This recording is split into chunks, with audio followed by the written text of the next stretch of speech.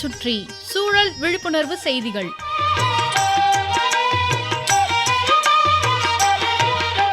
அன்புள்ள பெருமாளையா அவர்களுக்கு உங்கள் மாணிக்கம் எழுதும் மடல். நலம் நலமறிய ஆவல். சுறுசுறுப்புக்கு பெயர் பெற்றது எறும்பு. எறும்பு மாதிரியா அவரு அப்படின்னு சுறுசுறுப்பா இருக்கிறவங்கள புகழ்ந்து சொல்லுவான். அதே மாதிரி எள்ளுன்னா எண்ணெயோட வர்றவர்னு எதையும் வேகமா அதே சமயத்துல விவேகத்தோட செய்யறவங்கள புகழ்வான். சுறுசுறுப்பு, வேகம், விவேகம் இதோட இன்னொன்னு சேரணும். அது நேரம் தவறாமை, காலம் கடத்தாமை. இதுவும் ரொம்ப முக்கியமானது. நம்ம நாட்டுல இந்த நேரம் தவறாமை இருக்கு பாருங்க, அதுதான் ரொம்ப சரியா தொடர்ந்து கடைபிடிக்கப்படாம இருக்கு. என்ன புரியலீங்களா?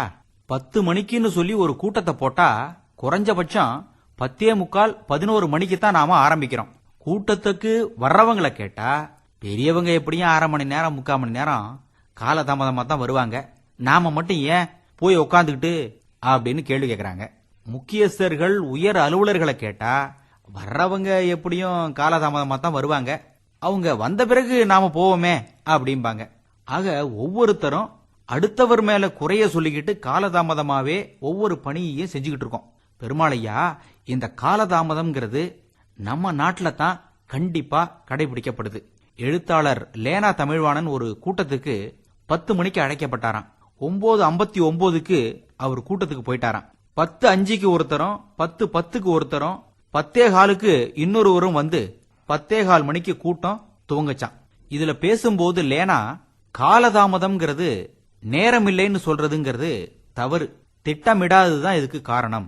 ஒலிம்பிக்ல 100 மீட்டர் ஓட்டப்பந்தயத்துல 10-15 மைக்ரோ செகண்ட்ஸ்ல வெற்றி வாய்ப்பை இழந்தவரையும் ஒரு 2-3 நிமிஷத்துல ரயில விட்டவர்ட்டையும் கேட்டீங்கன்னா நேரத்தின் முக்கியத்துவத்தை பத்தி, நிமிஷம் வினாடியின் முக்கியத்துவத்தை பத்தி நிறைய சொல்லுவாங்க.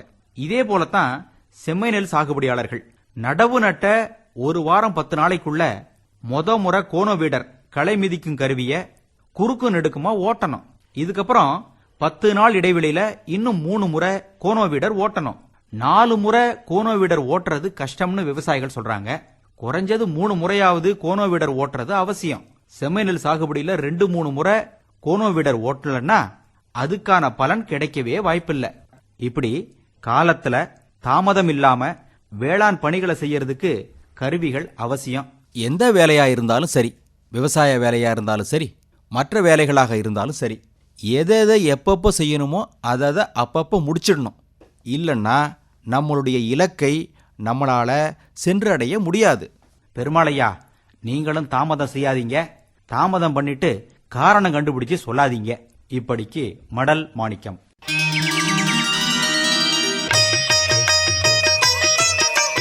நம்மை சுற்றி சூழல் விழிப்புணர்வு செய்திகள் கேட்டீர்கள்.